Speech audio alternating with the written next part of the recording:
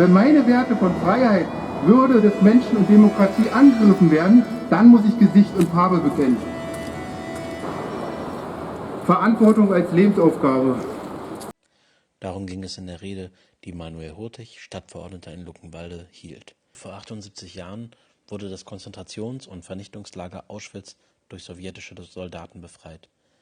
Über 60 Millionen Menschen sind dem nationalistischen Terror zum Opfer gefallen. Mehr als 6 Millionen europäische Juden wurden ermordet, Tausende politisch Andersdenkende, Homosexuelle, Sinti und Roma und Menschen mit Behinderung wurden verfolgt und getötet.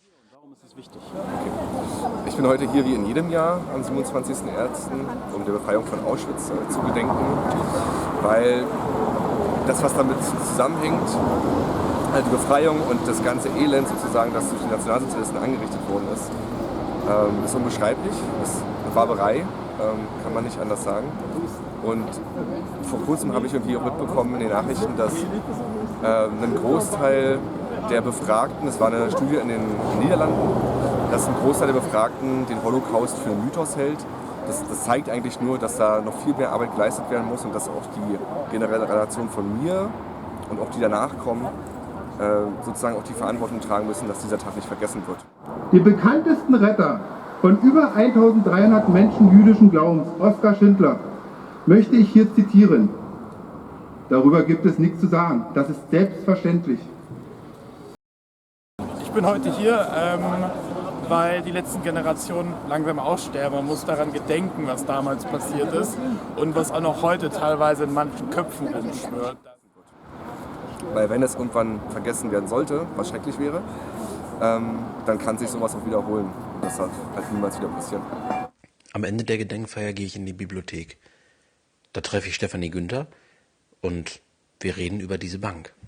Ich finde, diese Bank hat einen ganz wunderbaren Platz hier in der Bibliothek, weil sie nochmal aufmerksam macht auf Bücher, die man sich hier ausleihen kann zu wichtigen Themen. Um nämlich zu sagen, in dieser Stadt ist kein Platz für Rassismus und sich eben auch damit auseinanderzusetzen, von ganz klein bis ganz groß, weil das Thema ist für alle relevant.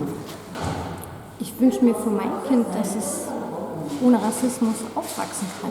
Und das heißt, für das Kind einer weißen, privilegierten Frau vor allen Dingen sensibel zu sein dafür, dass es anderen Menschen anders gibt. Bewahre deine Seele gut, dass du nicht vergisst, steht im 5. Buch Mose. Ich finde es wichtig zu erinnern.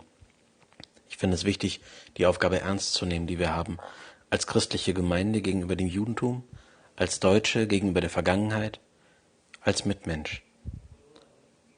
Bewahre deine Seele gut, dass du nicht vergisst.